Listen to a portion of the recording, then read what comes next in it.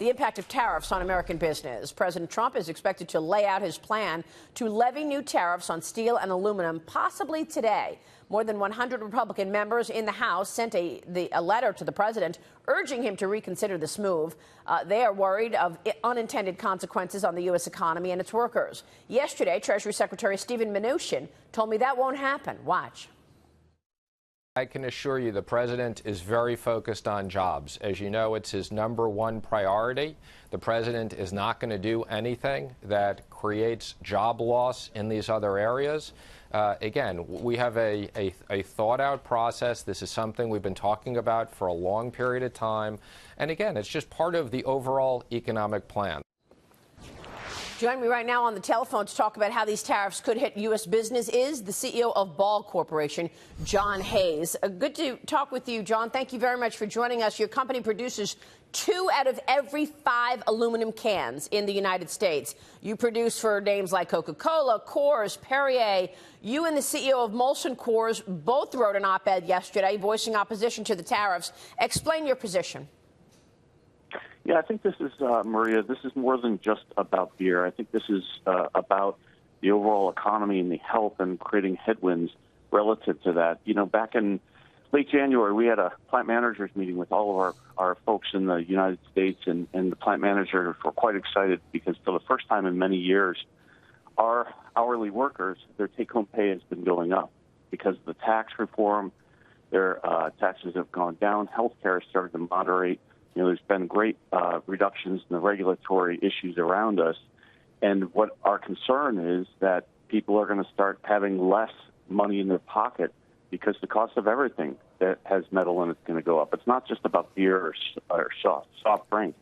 It's also about automobiles. It's about the wires that go into your house when you renovate it. So it's a much bigger issue than just beer. So can you put it into context? What will be the cost in terms of your business or even in terms of the broader economy? Because you're talking about tariffs on an industry like, for example, when you look at steel, 140,000 employees versus millions, 6.5 million in those industries that are actually inputting steel. Same story with aluminum. Can you characterize what the economic impact of these tariffs may be?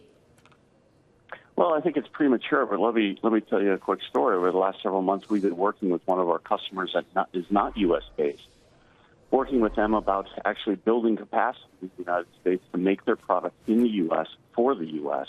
I woke up Monday morning to receive an email from one of the folks there, and they said, let's put this on pause because the uncertainty around it.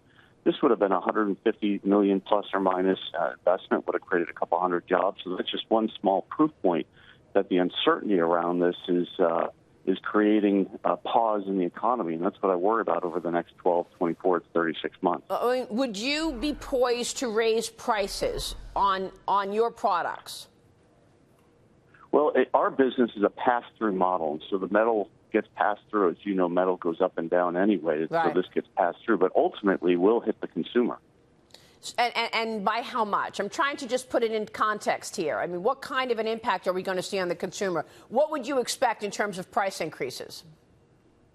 Well, again, because we're a pass-through model, it's far greater than just, beer or soft drink. I've heard statistics that say that this could cost the U.S. consumer $9 to $10 billion of disposable income. So that's just a good marker right there. So do you think that, if he were to go through with these tariffs, 25% on steel, 10% on aluminum, that we're going to see the benefits of the tax plan and the rollback in regulations erased? Because we did see a stimulative effect as a result of those policies. Absolutely. You're certainly going to see a headwind of it. How much it's, as you know, there's many different things that go into the economic growth. You just named a couple of them, but this is certainly going to be a headwind. So, John, you're in Mexico for the World Ocean Summit. This conference is bringing together business leaders and politicos, scientists to talk about limiting the impact on oceans and improving sustainability. Tell us what your company's doing toward that cause. Well, we're down here largely to accelerate the conversation about pollution in general, but plastic pollution in particular that's literally taking over our oceans. For example, there's been approximately 8 billion tons of plastic generated in society since the beginning of time. A little under 6.5 of that is no longer in use. And of that 6.5 billion, less than 10% is truly recycled. Over 80% of it actually is either litter or thrown into a landfill.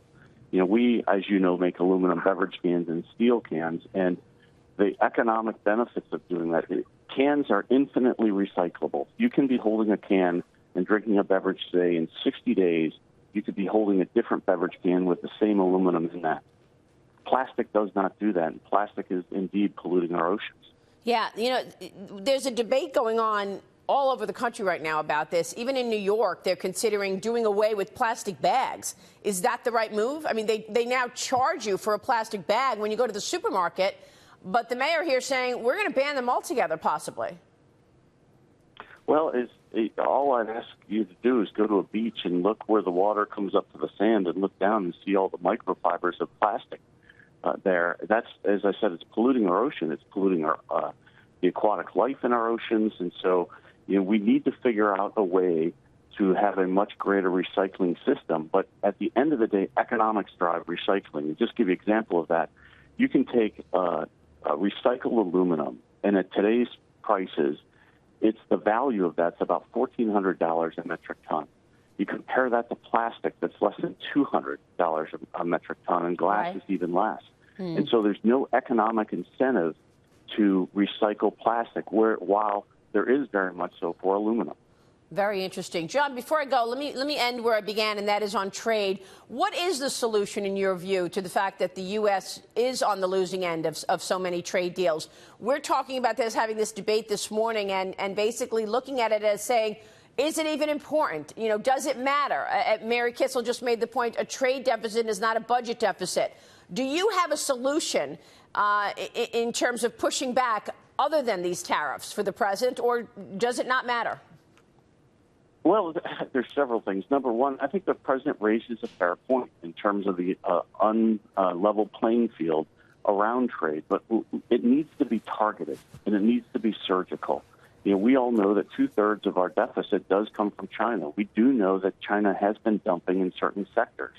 So while we certainly understand the issue that the president has raised, what we're trying to talk about is the solution here. And I think a much more targeted and surgical solution here is far better than one-size-fits-all tariffs across the board. Which is what Congress has been saying in that letter to the president. GOP House members were talking about the same thing. Paul Ryan used the word surgical several times. What does that mean? In other words, a specific tariff on China, on Chinese goods? What surgical move do you want to see?